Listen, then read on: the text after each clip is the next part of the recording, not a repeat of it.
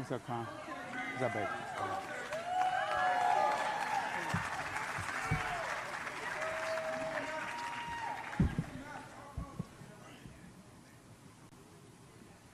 This next gentleman, he's been an industry leader.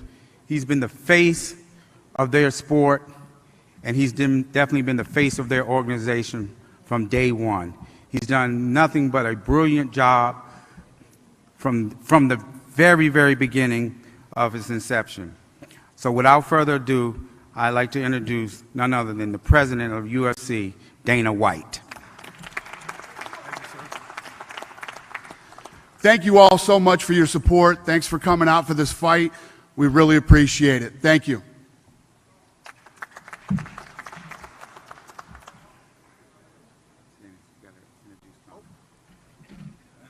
Sorry. Ladies and gentlemen, the 155-pound champion of the UFC, the notorious Conor McGregor.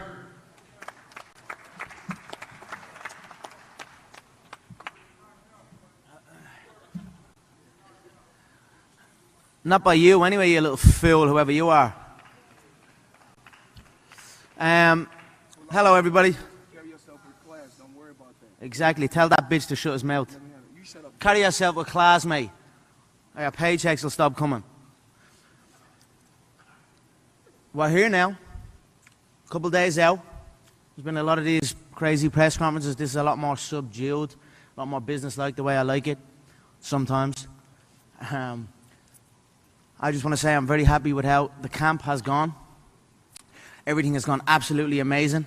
I'd like to give a shout out to my team, Coach Kavanagh, Coach Owen Roddy, everyone that's been involved in the camp, my cardiovascular coaches in the McGregor Fast Conditioning Program. We are prepared for 12 3-minute rounds of non-stop pace, and I will go forward and I will put the pressure on him and break this old man. Trust me on that. We are more than ready. However, 8-ounce gloves, he made a big error in my opinion. I don't see him lasting 2 rounds. I feel I will have the decision to end it inside 1. He told you to shut up. Good bitch. Yeah, look, he messed up with them 8-ounce gloves. It was amusing all that as well, but I'm very, very happy with the 8. We usually fight in 4. We're going to fight in 8. Keep your hands up, keep your hands down. I don't care. I'm going to break through whatever's in front of me. And that's it. Thank you all. I really appreciate the support from everybody back home, all over the world. It's been very humbling and motivating to me. That's why I've put in the work. You see the work put in from me compared to him in this camp. I've taken this very seriously. I've had referees in camp. I've taken the Marquess of Queensberry rules very seriously, and I will go out and I will perform. I'm not going to look to implement anything. I'm going to outbox this man at his own game. That's how skilled and how much of a different level I am to him. So that's no problem. That's no problem. We can bet the purse. There you go. Right, so that's it. Thanks so much, everybody. I'm going to fuck this boy up. Make no mistake. And when it's all said and done, you know what? I'm going to feel a little bit sad because you should have all kept your mouth shut. You should have left me over on that other game that I'm from, that more ruthless game where we bounce heads off the canvas and drill them into the floor. You should have left me where I was because this man is not on my level. He's not even a quarter of the man I am. So we're going to see, and and you're all going to eat your words in there. So thank you all. I appreciate it. I look forward to Saturday night.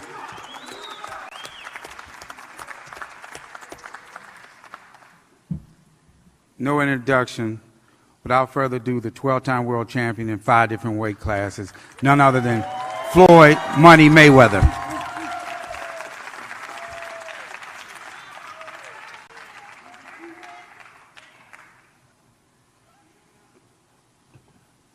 First, I would like to, I want to thank God for putting me in this position. I want to thank my team. I want to thank my father. I want to thank my family. I want to thank the MGM Grand. I want to thank Showtime. I want to thank CBS. I want to thank Al Heyman. I've been here so many times that I know what it takes when it's a fight of this magnitude. I want to thank social media. I want to thank the different media outlets for covering this event. And, I want to touch on a certain subject. A lot of times we come to these press conferences, we need to conduct ourselves in an orderly fashion, because when it comes down to it, it comes down to the two fighters. Everybody can talk about betting, everybody can talk about what is going to happen, what is not going to happen. At the end of the day, it comes down to me and the guy that I'm competing against. I had a tremendous training camp, a very, very, very, very great training camp. We had different guys that give me different looks, and I appreciate that. To be in the sport, just period, a combat sport, no matter if it's MMA or boxing, we're fighters at the end of the day. To be in the sport 21 years, I had to take it extremely serious. And for you guys to think that Saturday I'm not taking this serious, I'm taking this extremely serious. But the thing is this, when it's all said and done, I know one thing that I can do. I can fight. I can give it and I can take it. But for me to be 49-0, it's obvious I'm not receiving it, I'm giving it.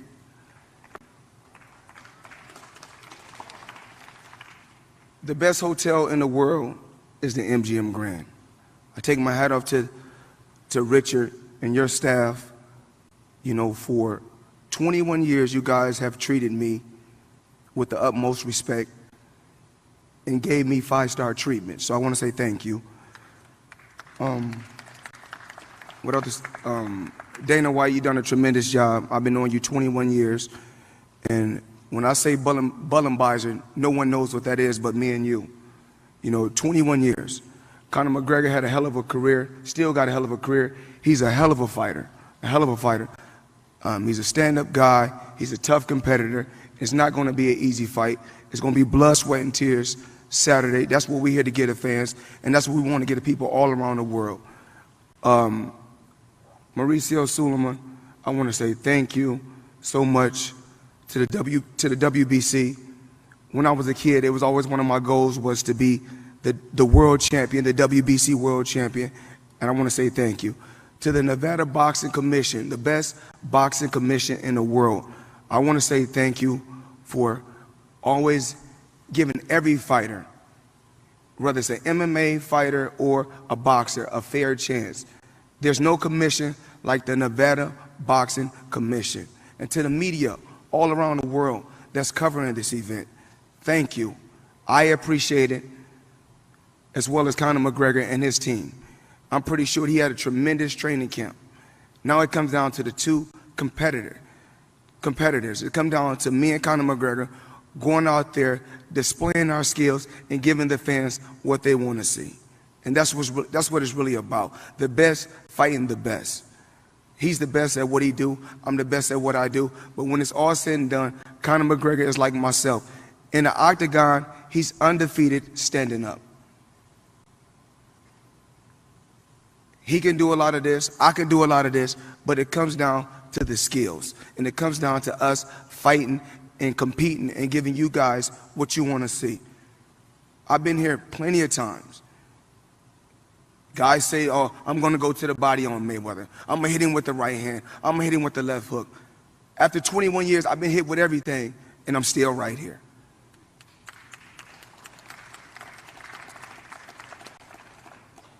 One thing that you must know about the sport of boxing and about combat sports, remember, if you give it, you must be able to take it.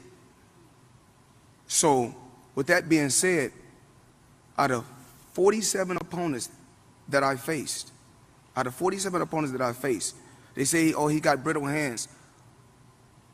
Oh, he's a scared opponent. He's a scared guy. Listen. Last time I checked, nobody is walking me down. It's called smarts. It's called having an IQ. It's called having patience. And from day one, everything that my dad taught me, from day one, I still know to this day. Every combination that was taught to me, I know. And any and everything in boxing that can be done, I've done it. Not just once, not just twice, 1,000 times. I was born a fighter. I would die a fighter. August 26th, he's going to bring his best. And it's not going to be easy, Conar. It's not going to be easy. Remember, Pacquiao got bombs. Canelo got bombs. Shane Mosley had bombs. And all those guys are going in the Hall of Fame. But one thing about me, I got a granite chin. But remember this, the same way you give it, you have to be able to take it. Remember this.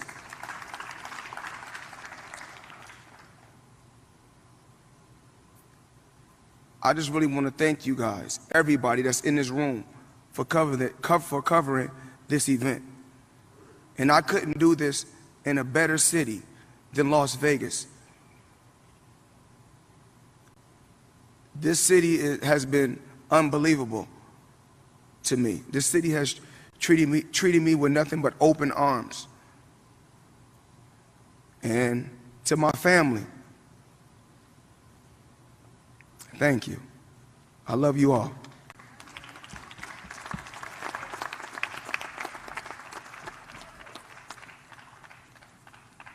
Before we pose the fighter, we'd like to take a couple questions from the media.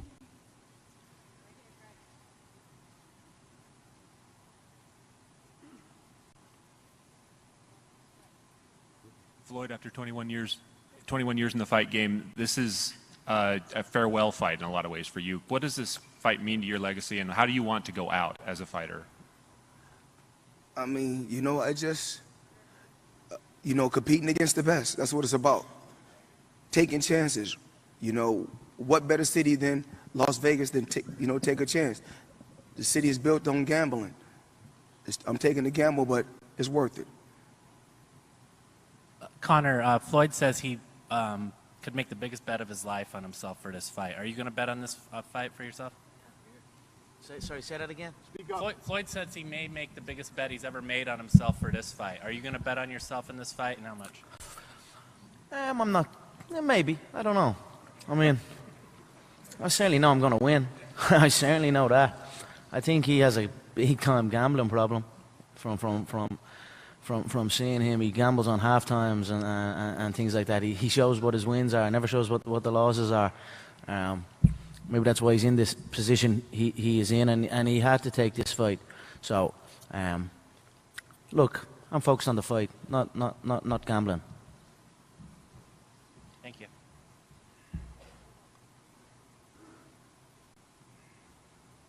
A message for Conor McGregor here. Very strong message from Floyd Mayweather, Conor, in his speech that it's not how you give it in boxing, but how you take it. How do you respond to that he's indicating that you're not going to be able to take his punches when you two are in exchanges? You know, I've come through shin bone. You ever had a shin bone bounce off your cheekbone? You ever come through that? You know what I mean? That's the game I come from. So, they can say what they want. I've come through a lot tougher than any of these have come through. So, we are prepared. And like I said, I am prepared for the 12 3-minute rounds of insane pace, crazy fight. I'm ready for that. I just do not believe that he can give that. So. And Floyd, in the whole build-up to this, given that what's been laid out about your career, your economic impact on boxing, the incredible career you've had, I can't really hear you. Given what you've heard all the way through the build-up to this fight from Conor, do you feel underlying he doesn't respect your skills? At the end of the day, it doesn't really matter, what a fighter or a guy that's competing against me say before he get in there. It's different. It's different. You can say whatever you want to say when you're on the outside. Once you get inside that square circle, it's totally different. Conor, you said you've had a... Sorry. Come closer to the mic, please. Hey, Conor, you said you've had a great camp. If the fight goes how you hope it will go, could this be a career change? I mean, there's been talk this is a one-time deal. Could you perhaps switch careers and, The fight business is the fight business.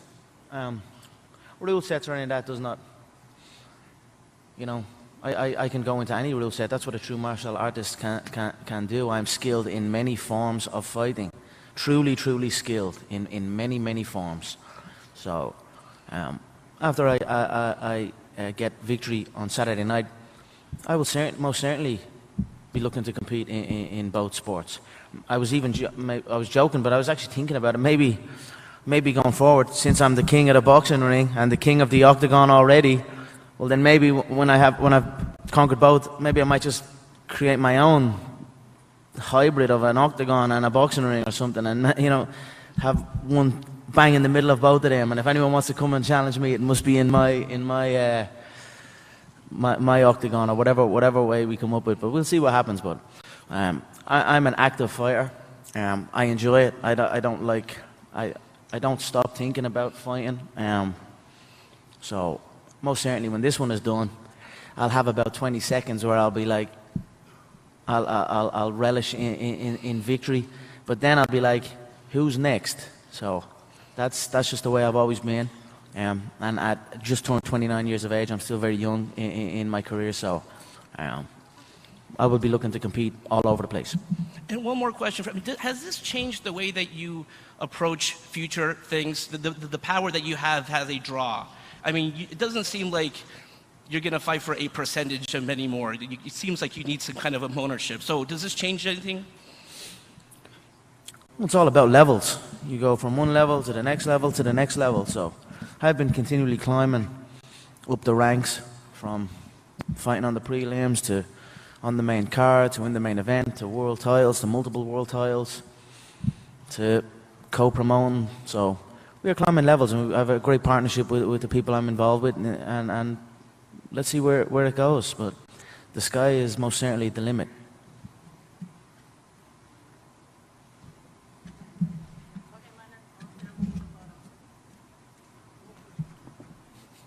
Now we will pose the fighters.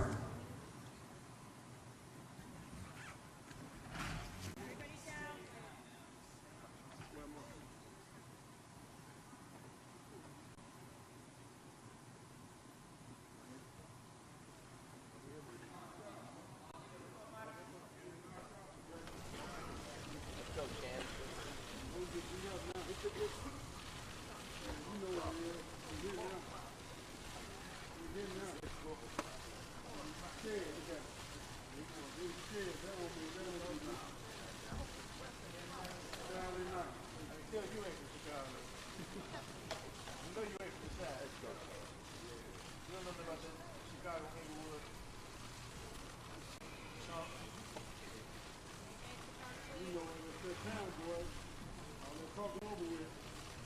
Watch him out.